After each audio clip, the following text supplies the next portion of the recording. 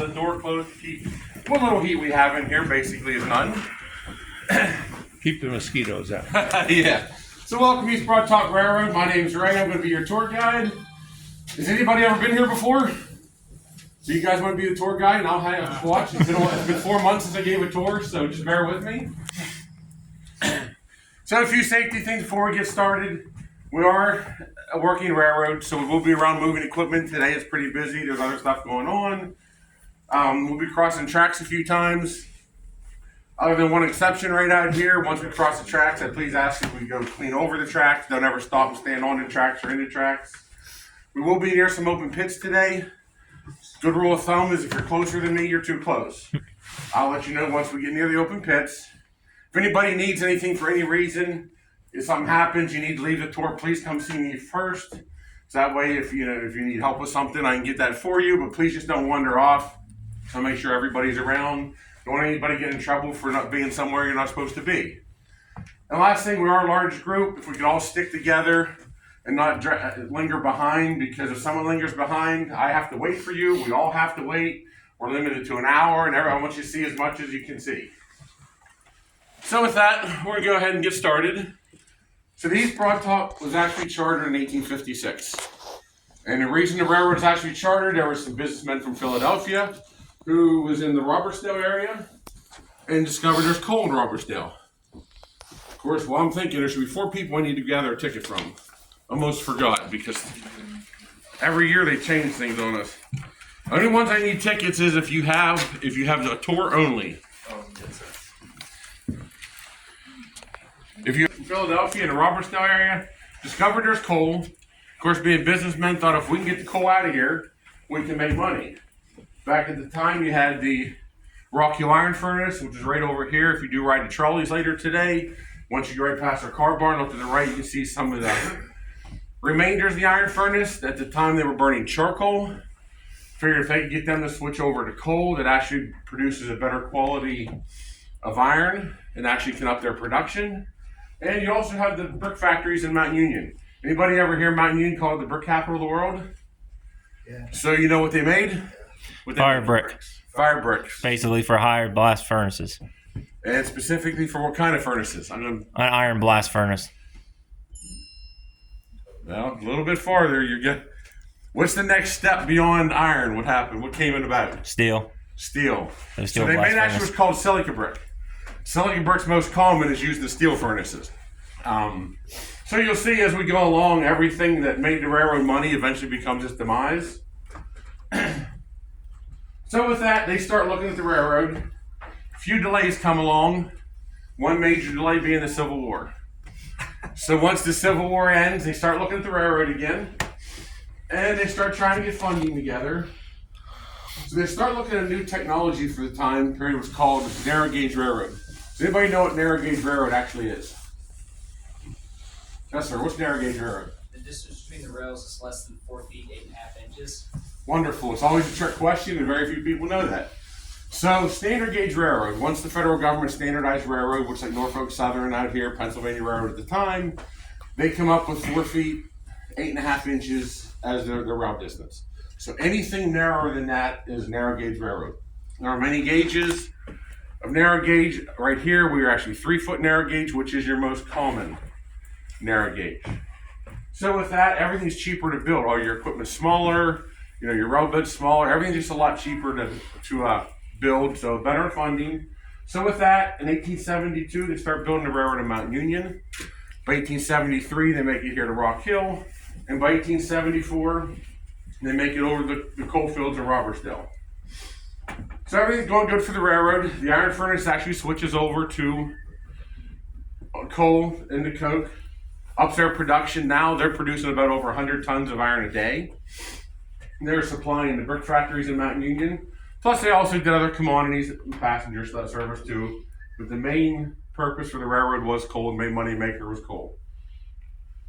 So in 1903, a gentleman by the name of Robert Siebert comes to the East Broad Top, takes over as president of the railroad.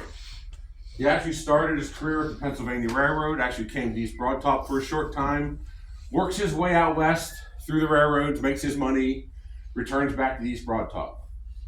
So when he comes back to the East Broad Top, he's basically given a blank check. They tell him, we want you to make this the most modern railroad that you can make it. So that's actually what he does. He's responsible for everything we're gonna see here today, for the complex, the way it's laid out today, to the 6282 Mikado steam locomotives that are on the property, or purchased new for the railroad, or still on the property here today, never left the railroad.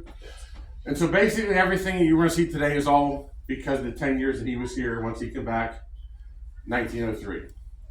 So everything's going good for the railroad. So as time goes on, they start to run into a little problem. You might tell me it could be a problem with an air gauge railroad.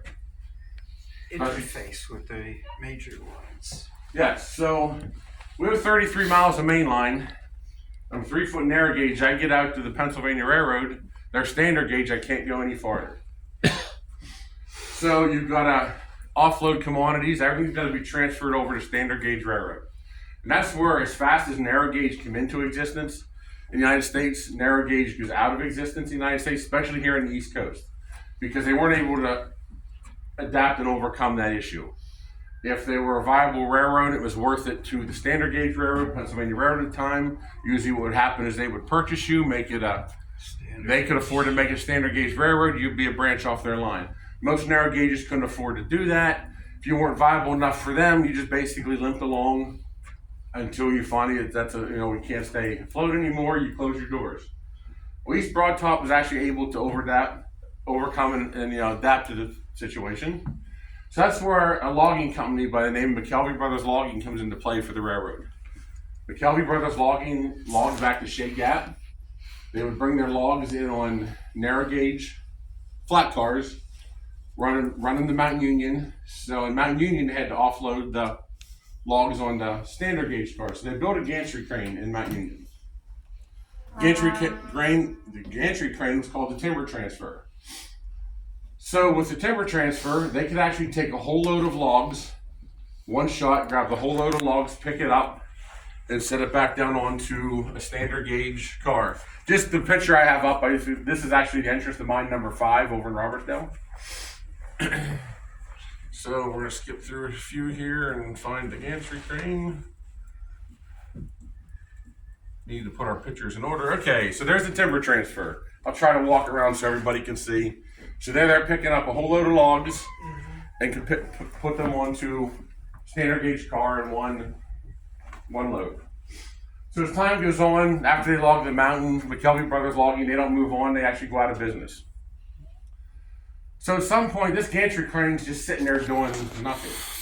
So someone from the railroad decides, why can't we just take a standard gauge car, use the gantry crane, pick one end up at a time, roll the standard gauge trucks out from underneath the car, and roll narrow gauge trucks back in under the car, set it back down. Anybody that's not familiar with how a railroad car sits on its trucks, sits on a pin. Same thing, no matter what your gauge is, pretty much. So that's actually what they do. So there's actually a picture of them starting to do it. They just take them one end at a time, pick it up, set it back down on the cars. 4 or 5 guys could do that in about 20 minutes, a half hour.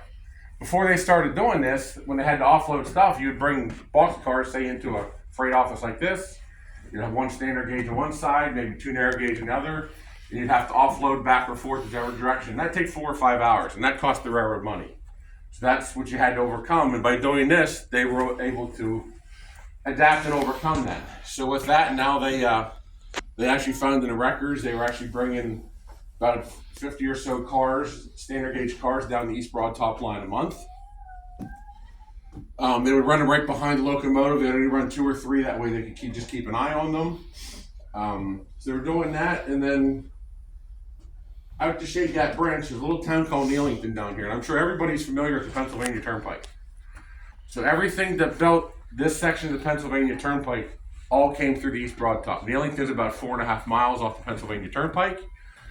So they had records at that point when they were building the Turnpike of over 75 cars, standard gauge cars going from Mount Union down to Neelington to build the Pennsylvania Turnpike. So that's actually what keeps them afloat for all those years. So as years going on with the steel plants coming in, obviously the Rocky Iron Furnace has been long gone by now. But the first time we like to say that the real world catches up with the railroad is in 1956, when the last brick factory switches over from coal to oil and natural gas. So when they lost their last major purchaser of coal, that's finally what closes the doors of the East Broad Top. The railroad has actually sold everything. Equipment, grounds, mines, everything was sold to Nick Kovalchick, Kovalchick Salvage. Of course, you would think that by the salvage company purchased it, it would be gone, but for some reason, we're still here. So with that, I'm going to leave you there on our history. Anybody have any questions of the quick overview I've given you so far of the railroad? Either I've done a good job, or at least I made it sound good. And have everybody fooled. I'd say both. I would agree with you too. I might even have myself confused. So with that, we're gonna walk right out around here. Like I say, I just please ask everybody to stay together. We're gonna walk through the snow here a little bit. We're gonna go right over here to this box car.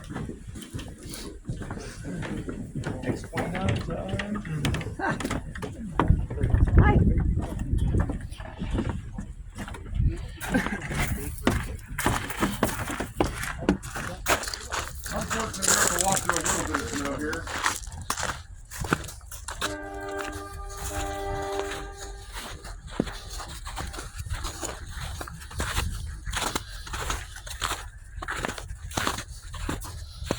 Everybody can kind of gather right here. This is going to be the one place we're going to stand on railroad tracks.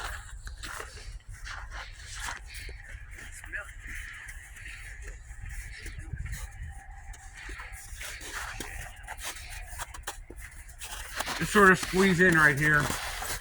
There is a sort of a walkway here. I ask you to just sort of try to stay close to it here instead of walking out onto the tracks. So if you just sort of squeeze in right here.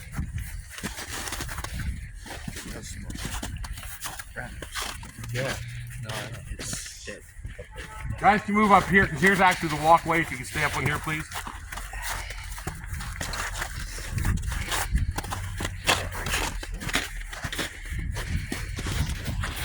Example of a standard gauge boxcar sitting on a narrow gauge truck. So there's what it would look like. So obviously they had to find a way to couple these things together because you can see the size of the coupler on this car. And for those who are not here, once we walk by, you can actually see the size difference because right here, since it's a narrow gauge boxcar, you actually see the coupler is actually about a third of the size. So without changing the couplers, we obviously had to find a way to couple them together. So they actually came up with these adapters. That's actually made out of aluminum and manganese. They could slide that adapter in. That way they could couple the standard gauge car right up to the narrow gauge car with just that adapter and didn't have to change anything. So with that, we're gonna walk right over here and we're actually gonna slide some people out because we're gonna go through the The gather's right here.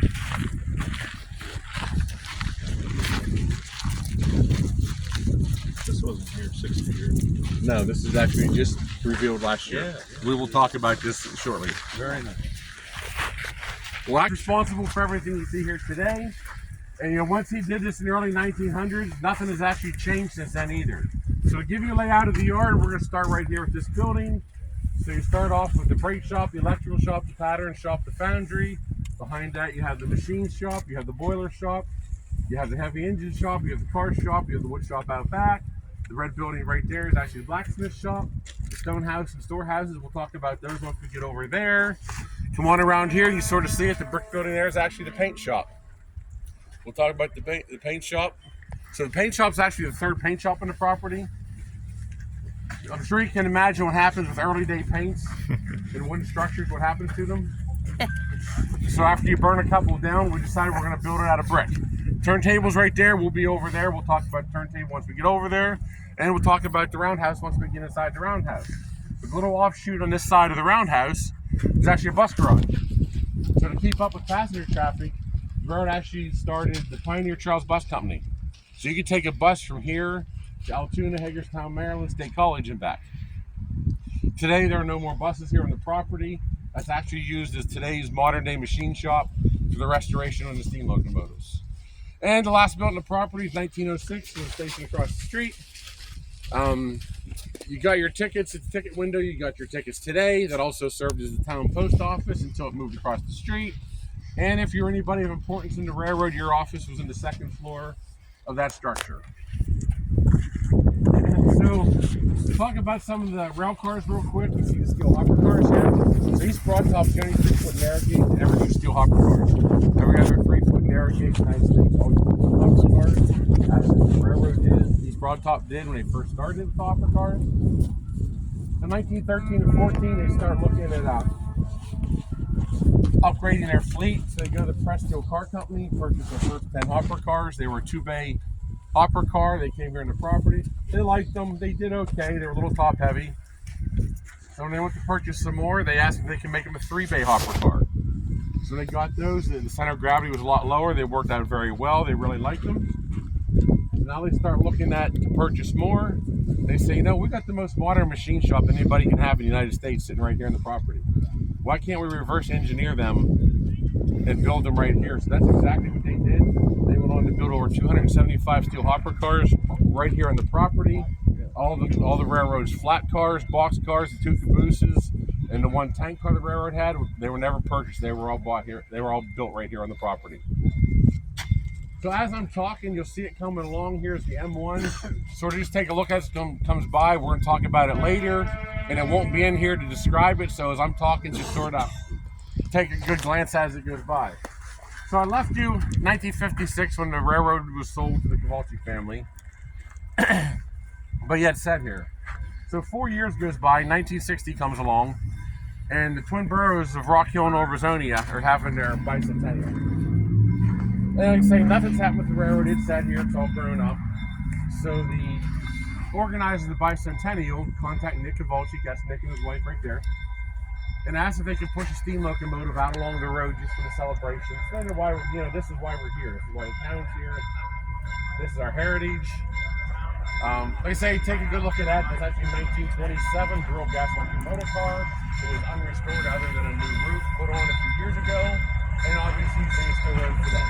But we will talk about that later on here as it goes on. So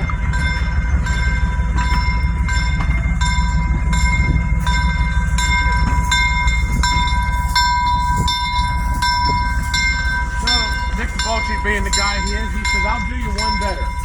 I'll restore 4.5 miles of track and I'll give rides. And this is 1960. This is 1960.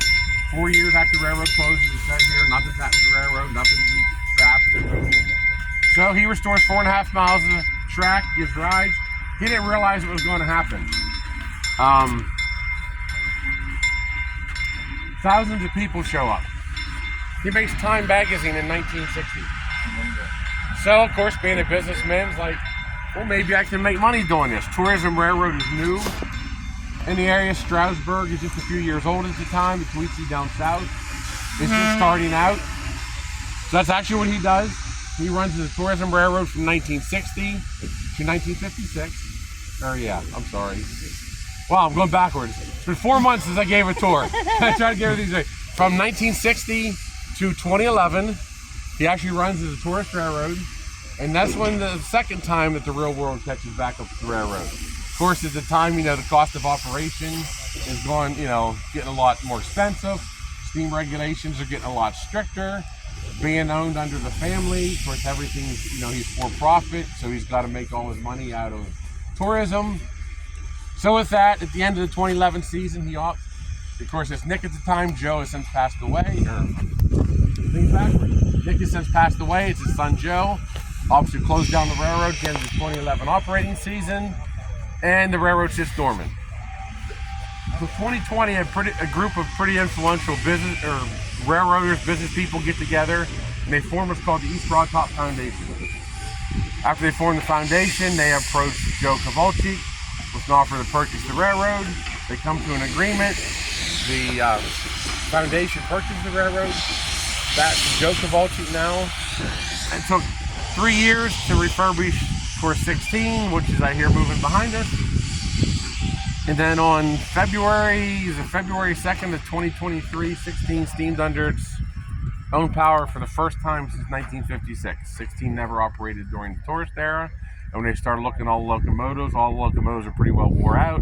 But they had discovered 16 had been through a pretty major rebuild just before the railroad had closed. So they chose 16 to restore it first. And of course, it's still running today. Unfortunately, it had some issues the other day when they got it out. The cold weather wasn't so nice to the locomotive. So that's where we stand. Does anybody have any questions of the Kovalchick, we call the Kovalchick era of the railroad? Yes, sir. Yeah, where'd they get that driver wheel from? Okay, so this monument is actually new, is last year. So everything here has worked on the railroad. That is actually a driver wheel from Locomotive 14. So when they tried to come up with something, they didn't want to put this normal stone with a plaque, make it look like a headstone, whatever. Wanted to do something different.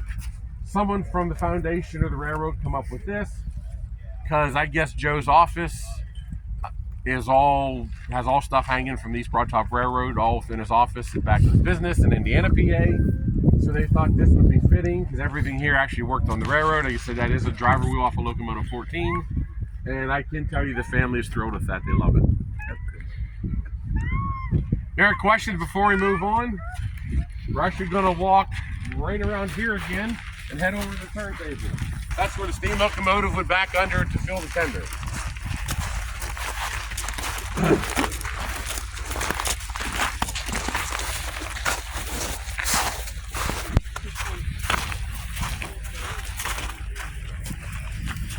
So here's actually going to be the first open pit we're going to be near. They say general rule of thumb is if you're closer than me, you're too close. Don't want to make this an urgent care tour.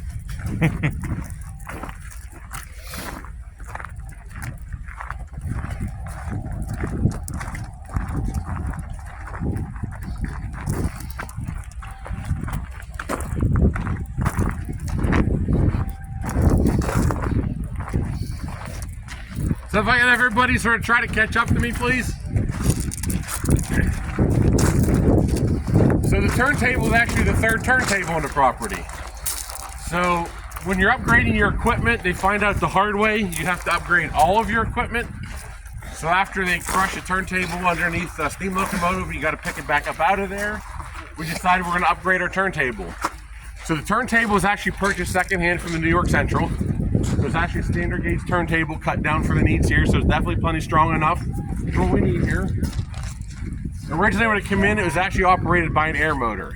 You back the steam locomotive out onto the turntable, hook it up to the air system steam locomotive, turn the turntable to whichever way you needed it, disconnect it and move off. At some point, the air motor goes bad. So East Broadtop says, I can fix that. I can put a pull on either end. And I'll make it an Armstrong turntable. So in the case of number 18, we're going to see in here, it weighs in at about 84 tons. You can back 18 out on the turntable. If you get it centered, two people can turn it. If you have it off center by a few inches, you might as well bring all your friends in half the town. You're probably not going to budget. So with that, we're going to go ahead and walk in stall one here. It's open. Please be careful with the M1 being out. There is an open pit right there. I just asked you sort of, we'll stay to the left against number 12. We're going to walk around the front of number 12. It's going to be a little tight up there. For those who may need a seat, there are some seats. There's some benches up front of 12. We're going to go between 12 and 18, and we're going to sort of stay in that little area right there.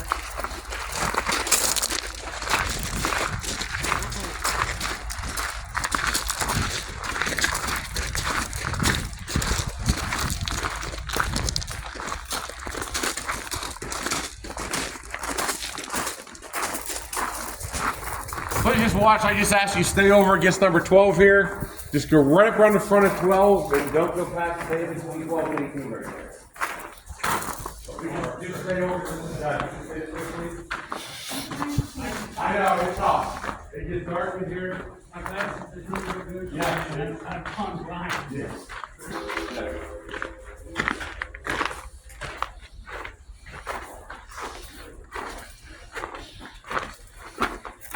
Yes. It is not just standing off the front.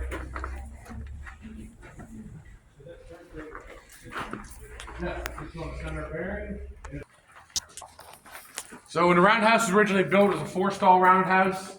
Then it became a 6-stall roundhouse, then the 8-stall roundhouse it is today. The original back wall used to be about right in here to accommodate the larger locomotives. They pushed the back wall out to where it's at now. So the East Broad Top with Modernize the Railroad, now they start looking at upgrading their equipment. Before 12, which is the oldest one on the property right now, they had older equipment, smaller equipment, so they're starting to look to upgrade their equipment. Because what the East Broad Top is looking at is how many empty hopper cars can I get back to the mines? The more empty hopper cars I can take up to the mines, obviously the more money I can bring back down. Yeah, can I just stay off those grates, please? I just asked, because there's a big hole in the middle of that. So between here and the mines, there's about 1,100 feet of elevation they gotta climb. So earlier I said these are what they call 282 Mikados. Does anybody know what I mean by 282 Mikado? Yes, sir. What do I mean by 2 leading wheels, 8 drivers, and 2 trailing wheels. Yes. So what he's talking about when I refer to sir, can you just stay this side of the workbench, please? Thank you. So anytime we talk about a steam locomotive, we talk about its wheels. These are all 282s. And what he means actually, I've got 2 pilot wheels. The one's up front. I have 8 driving wheels. And in the back, I have 2 smaller wheels. They're the trailing wheels. So a steam locomotive, is your firebox. If you don't have trailing wheels, you got to support your firebox. So your firebox will be between your driving wheels. So you can imagine with 3-foot drivers, all the bigger my firebox would be. So by having trailing wheels, I can pull my firebox back. Now I can make my firebox as wide as a locomotive. So basically, with a bigger firebox, a bigger fire, more heat, more steam, more power. And that's what East Broad Top's looking for. So, I gotta remember my dates. 1911, they go to the Baldwin Locomotive Works in Philadelphia to purchase number 12. Number 12 is our actually oldest locomotive on the property now. It's our smallest. It weighs in at about 55 tons, and it can take about 15 empty hopper cars back up to the mines. So they go back and start looking at locomotives again. So they purchase 14 to 15, each slightly larger. 16 comes along. They go back to Baldwin. They said, we want you to build us the biggest locomotive you can build us for a 3-foot narrow gauge. 16 comes along. 16, 17, each all slightly larger than the previous. Then in 1920, they go back again to Baldwin to say, we want you to build us the biggest locomotive you can build us for a 3-foot narrow gauge. So 18 comes along, it weighs in at about 84 tons, take about 22 empty hopper cars back up to the mountain. At the time 18 came here on the property, it was the largest 3-foot narrow gauge steam locomotive operating in the United States at the time. It was short-lived by locomotives out west, but at the time it was the largest locomotive operating. So with that, the railroad also had a mail contract. This is where we're going to talk about the M1 that usually sits right there, and I can talk about it. So, with hauling the mail, even today, you can't haul mail on a freight train. You can only haul mail on a passenger train. That's because the freight train not necessarily has a time schedule. So, the railroad is looking for a cheaper option to haul the mail.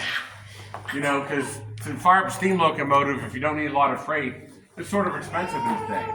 Does anybody know basically about the minimum number of people it takes to operate a steam locomotive? 2? Not 2. 3.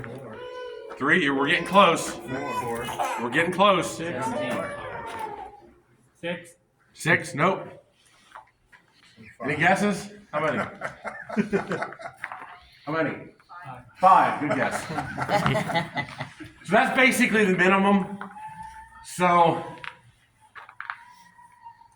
what we need to operate a steam locomotive, basically you're going to have an engineer, you're going to have a fireman, you're going to have a brakeman, you're going to have a conductor, and my friend over here knew there was 5. She knows about the hostler. Everybody know what a hostler is? Did I get you on one question? No, I have no idea what that is. No idea what a hostler is. So I'm going to teach someone something today. Yeah. So steam engine, unlike your cars, you can't go out and just turn the key, fire it up, warm it up, and head down the road. You've got to warm up a steam engine. When they're running every day, they keep them hot because the worst thing you can do is let a boiler go cold. So you leave them hot. But you don't leave them up to steam pressure all night either, and that is not the train crew's job. So the train crew comes in with the steam locomotive at night, they get off, they give it to the hostler. The hostler's the guy who will put the locomotive away, he'll bank the fire, he'll bring the steam pressure down, like 16, 17, and 18, running at 200 PSI. I think these ones run at 180, I think somewhere around there. He'll bring the steam pressure down to about 50 pounds for the night, leave it on a bank all night. The hostler will come in the morning. He will build the fire back up, get steam pressure back up to operating temperature, have the locomotive out, train crew comes in, take the locomotive and goes. So you're at least 5 people to run a steam locomotive. If you don't have any freight just to haul a few passengers and mail, that can be pretty expensive for a time. So, did anybody ever hear of the J.G. Brill Company? You know what J.G. Brill makes trolleys? So J.G. Brill was making these with the nickname called a Doodlebug. Of course, like I say, it's usually here that we can talk about it. We saw it going down the line there. So they're a self-propelled gas electric motor car. It takes 2 people to operate it, a motorman and a conductor. So they go look at that and thought, well, we purchased one of those, it's cheaper to operate. So they go to J.G. Brill Company and says, we'd like to purchase a Doodlebug. I'm sure it came back in a nice long letter, but basically they said no.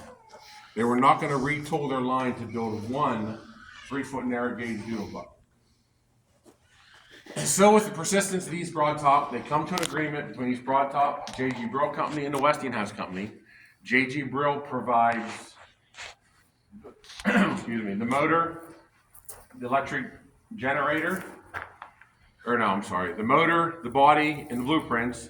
Westinghouse supplies the electric generator, the braking system, and the traction motors. It comes here as a kit and is built here on the property. So it is the only 3-foot narrow gauge J.G. Brill self-propelled car that ever existed. So it is a one of a kind. So it's actually powered by an inline 6-cylinder aluminum block gas water-cooled engine that turns a generator to produce electricity. The engine, being aluminum block, is actually built for dirigible. J.G. Brill, World War I, was trying to get the dirigible contract, didn't get it. So they had all these engines sitting around and they were sticking them in anything that they could stick them in. So as you can see, it still does run today. It is a unique ride if you get a chance to ride it. I know it's out today, it's out tomorrow. It doesn't come out very often, but it is a unique ride. So does anybody have any questions on what I've talked about right now? Because I want to give you a few minutes. You want to take some pictures? I just please ask. Don't go past 18. We're not permitted past there. You're more than welcome to walk back here, take some pictures. If you want to look in the cab, but please ask you to don't go past the cab and just sort of stay this side for a few minutes before we move on. When was the last time 18 or 12 ran? Well, 18 last ran in 1956. Okay. It actually had some problems. It actually was supposed to make the last run of the railroad. Never did because it actually derailed. They discovered the drivers were actually out of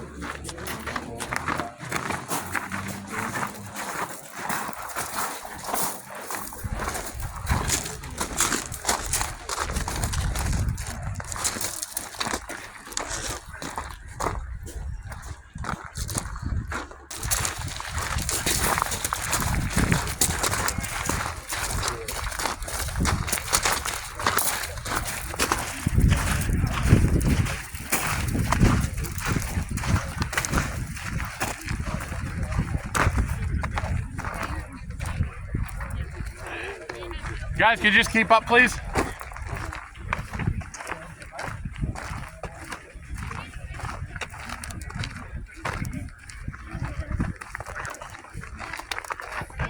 Oh, sorry. That's fine. I feel like I'm being evaluated. You are. Right now, this is in one area.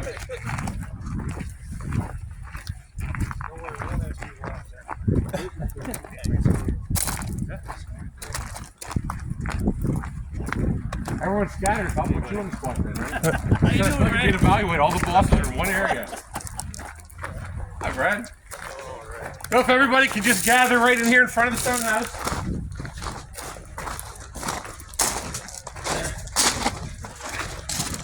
Everybody gather right here. Feel free to look in, look here, look in that building. Please ask you don't go inside. We're going to stay right here. So the stone house is the oldest. That's neat. Building on the property. It actually predates the railroad. If everybody can move over here in front of me, please. It actually predates the railroad. It was the farmhouse and farms the railroad had purchased when they purchased the property. we don't know how old the stone house is, but we do have tax records from 1793. So that's when the government knows it's here. So it was actually under restoration. It's actually pretty well complete. Look in that. So in the day it was used as actually the master mechanic's office. This is where the train crews reported to for their orders for the day. Since it's done, that is actually now the master mechanic's office again, and eventually that's where the train crews will report. So this is what I talk about the organization called Friends of the East Broad Top. Anybody here belong to Friends of the East Broad Top? So this is an example of what they do.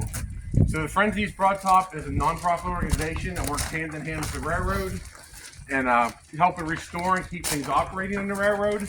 So basically, when you belong to the Friends, you can work on anything except you won't work on a steam locomotive. But anything else is fair game. This is actually an example of what they do.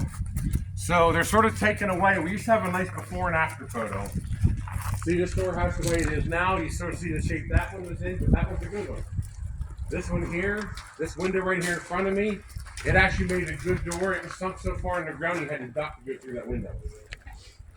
So the Friends is actually a non-profit organization, works hand in hand with the railroad. If anybody has any interest, you want to join the Friends, it's a $35 a year membership. You're not obligated to do anything other than pay your membership. Sir, if I ask you to step off that track, because that is not accurate track. Thank you. No obligation to do anything. If you do want to come work, you can do basically whatever you want to do. If you want to learn how to lay a railroad tie, when you leave here, you will know how to lay a railroad tie. There's lots of them they need laid, they're laying them every day. You want to paint a door, help out, more than welcome to do anything, you can, you want, you do. Nobody's forcing anybody to do anything. Like even myself, I belong to the Friends. I'm doing this, I'm not being paid to do this, I'm here because I want to be here. So, but for your membership, you get a quarterly magazine called the Timber Transfer mailed to you. You get a monthly newsletter emailed to you with everything that's going on. The Friends last year, they raised money each year to support the railroad. I can't remember last year's fund drive. I believe it went over $500,000 raised for the railroad. This year's fund drive, the last I had seen is like $230 some thousand raised already for the railroad. We start October 1st and run that September for the fund drive. But this is an example of what the Friends do. So if you have any interest in joining, like I say, it could be a donation or come here and help. But this is what the Friends do for the railroad. A good working relationship between the Friends and the foundation. Anybody got any questions on the Friends before I move on here? You said something about the government knows about that. Well, yeah, you pay your taxes. So they want your taxes. No, we've seen tax records from 1793. When the house was built, we do not know. But we do know there's tax records 1793, so it was here then. That we do know. That's about it. So that we're gonna walk right over this walkway. We're gonna go right over here.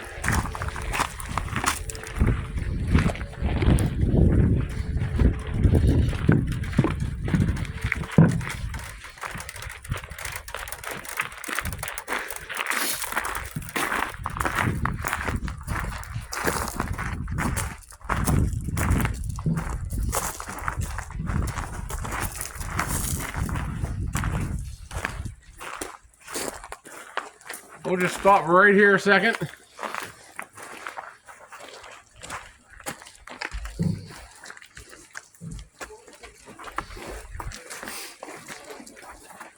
Yes, sir. Years ago, maybe still, some buildings were kind of leaning.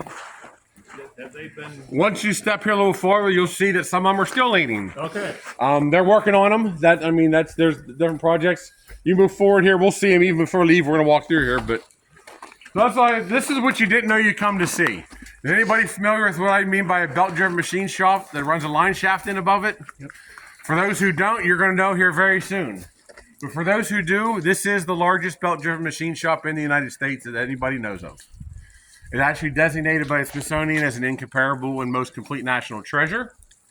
So with that, we're going to walk in here to a central location. Once again, for those who are like me, that your glasses are tinted, it is very dark in here, so please just be careful. There's a lot to look at. The floors are uneven. There is nothing that is not safe. Just Be careful. We're going to walk in here to central location, get everybody in, and we'll talk about the machine shop. Just watch your step on the snow here.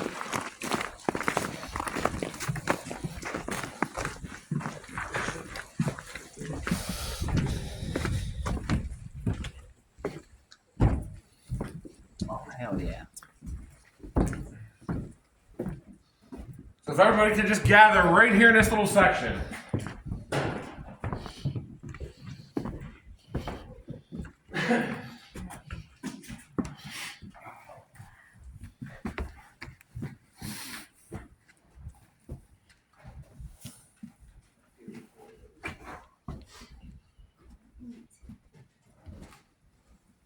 Get everybody to squeeze in here for a moment. We'll talk about the machine shop.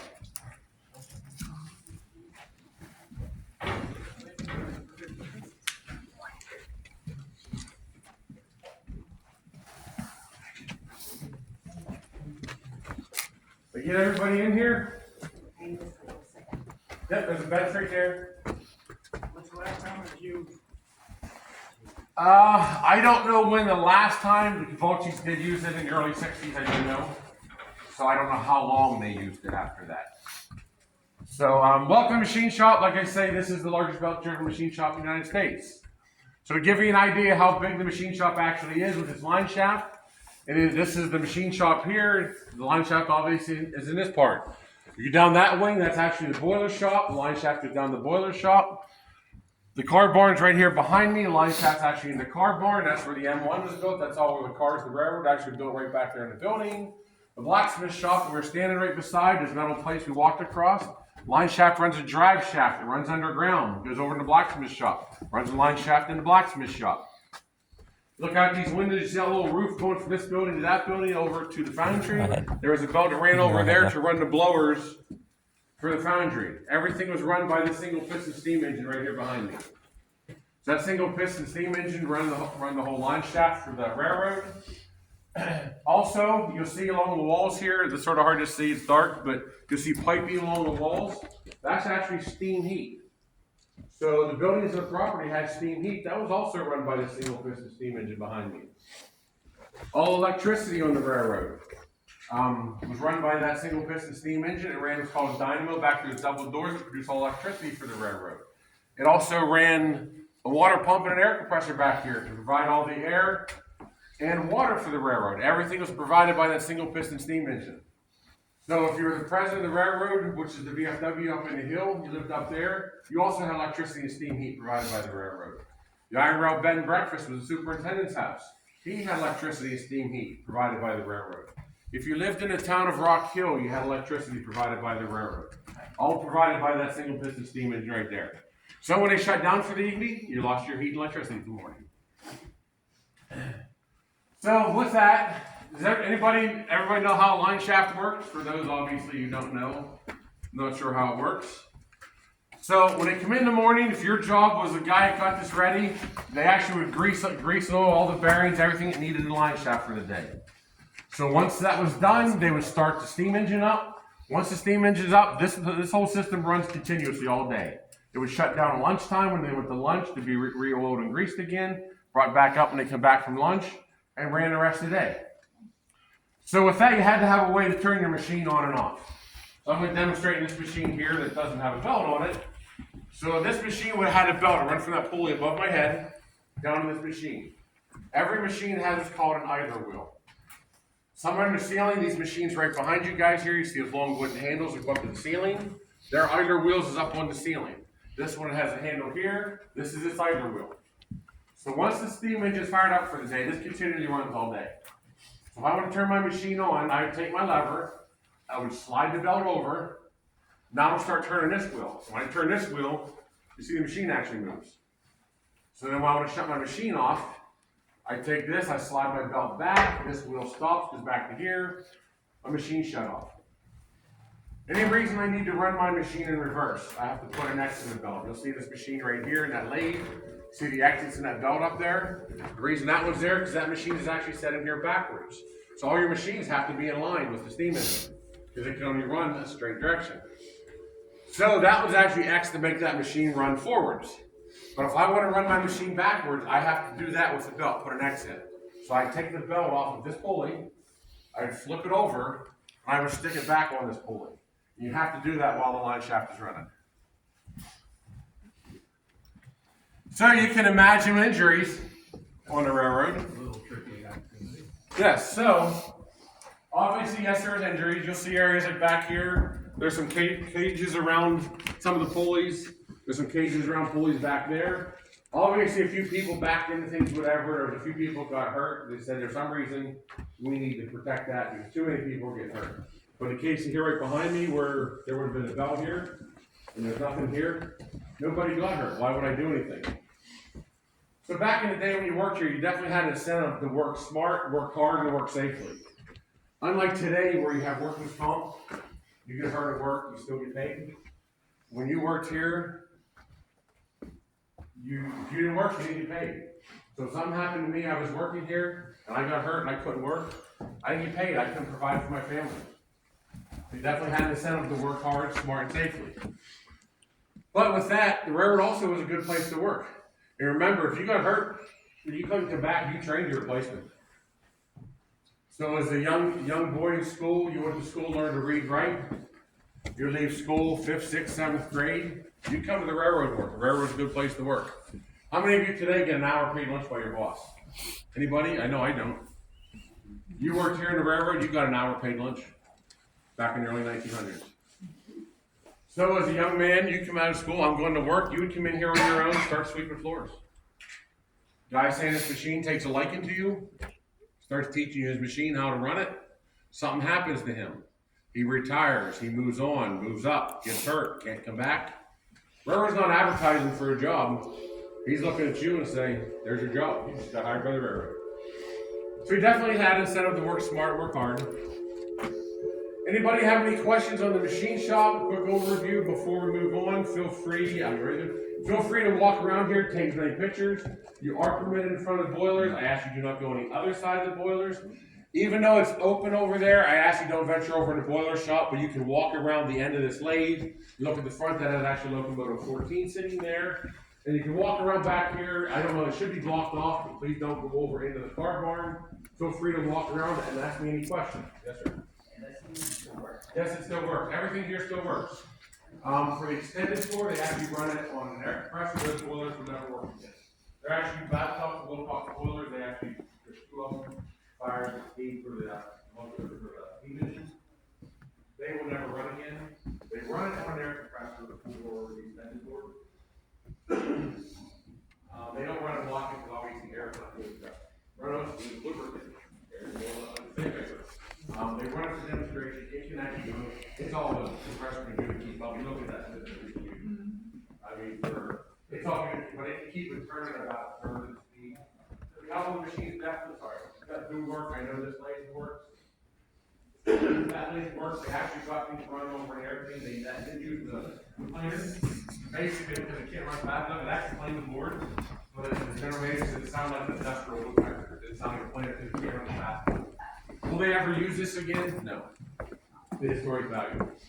Are there some machines they want to use again? Yes. That lathe right there, they would like to use that because they got to set that work out. They use that lathe operational when it does work. They have to demonstrate it. Usually that place here for the extended tour. They would like to use that. So in the future, if a high priority, they would like to get called a pocket boiler. They can set off site somewhere and hide it. High finish steam. Because that I know is one machine they would like to use again. Because like if they have that running, they can do that one of the 5 hours. Who else has a question? I know someone had a question, I maybe answer. Yeah. Cesar. People often ask how come the belts don't slip off. And as I recall, it's like ground. So you're going to get above white only, because there could very well be. Remember, everything has to be in line. So correct, but everything has to be flat. There could be. I'm not sure. I know on tractors, they're flat. Why? They're flat. I didn't keep it up. Well, everything's straight line. You got to keep everything in line. Perfect. Yeah, because when you when you actually slide that note, now this one I'm actually shoving the belt. But some of these go back and keep blowing each other out. Some of them, I know there are some that actually put double or some with a little bit. There's the lead for the rails. Yeah, I think most of these lines. I believe that's a jack that they're used. Right. Well, remember, the belt is held in the controls. It's held with that fork. Every one of them has a fork. Oh, all right. So everyone is held in a fork. And everyone is held in a fork. That fork is, I keep on the bottom and side there. Yeah, I mean, don't get me wrong, there could be, I don't know, there are. Line shaft. I've seen them where, maybe not a line shaft, but some other belt drive. Oh, they're Before, they have, it's very slight. Well, yeah, you have that something you want with that. Yeah, and people say, oh, I'm just, well, you can try this, I'm trying to find a good deck. And they move. You know, look at your car. Look at your car. You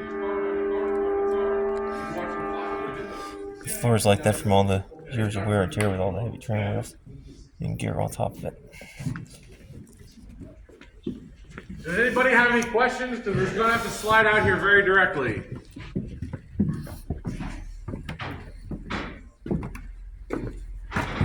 Or you just have everybody, when you're ready here, gather at this door.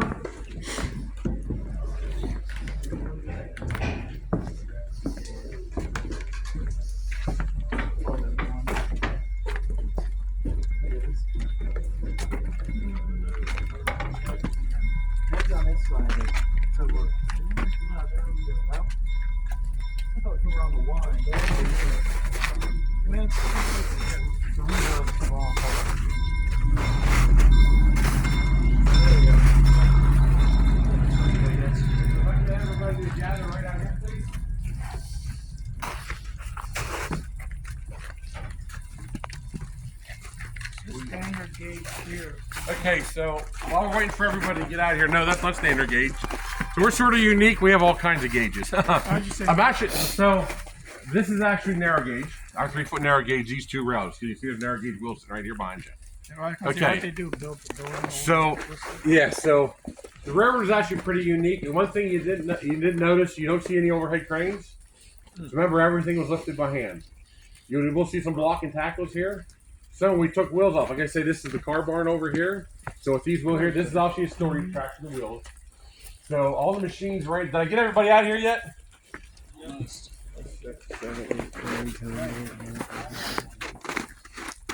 We get everybody out here. So just how things are laid out in depth, but this is all your wheel work here. So have your locomotive shop, you take wheels off, they come right on the wheel machines, go back on the locomotive. So these tracks here, there's off these storage tracks. In the car barn, anything that would need wheels taken off of. Come in on, well, we actually call it zero track. We come in there, they would take the wheels off, they would roll them right out. You see this little cart right here in its opening way? So this little cart only runs from this little gauge here over to there. They would roll the wheels out that track, onto that cart, roll them over here, roll them right into there, because all these machines here are your wheel working machines. They were done with it, they rolled it back down here onto that cart, rolled it over there, back into the car barn. That's what this track is for. This is a storage track right here. That's 3-foot narrow gauge. I forget what this is. I forget what that. Yeah, it's a weird thing, but that's here. So on my right, be your left. This is actually the blacksmith shop. Over here, my left, your right, is actually the foundry. Feel free to peek in them. I please ask you don't go inside them. But feel free to look inside there.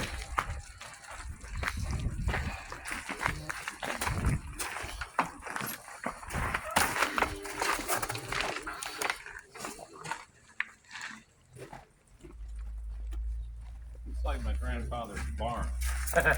So when you ask me about buildings that come up, these are actually still falling down.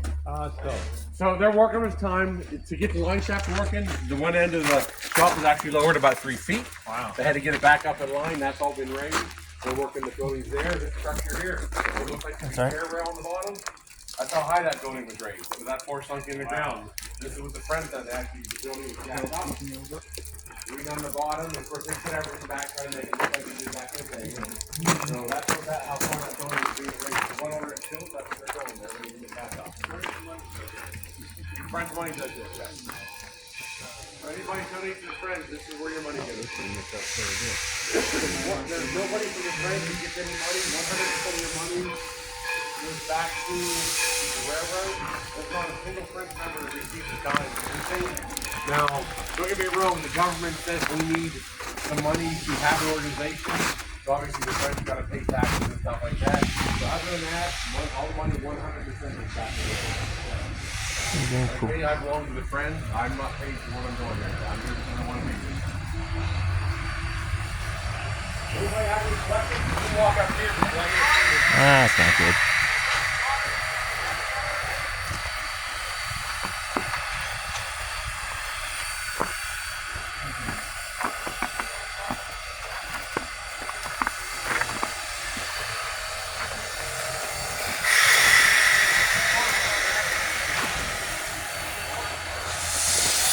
Hey, I got something for you. So we'll just head this direction.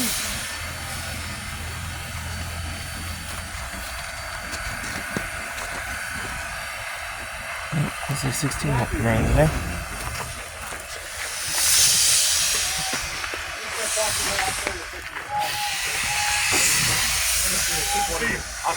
Guys, just stand up this direction. I got to talk later. I got some pictures to show you. Alright. You here tomorrow too? Oh yeah, I'm here tomorrow.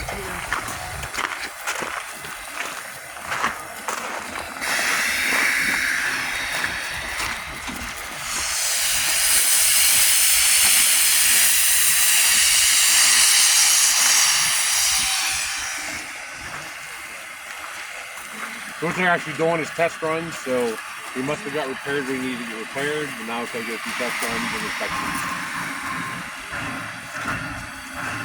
So guys, we'll just keep heading this direction.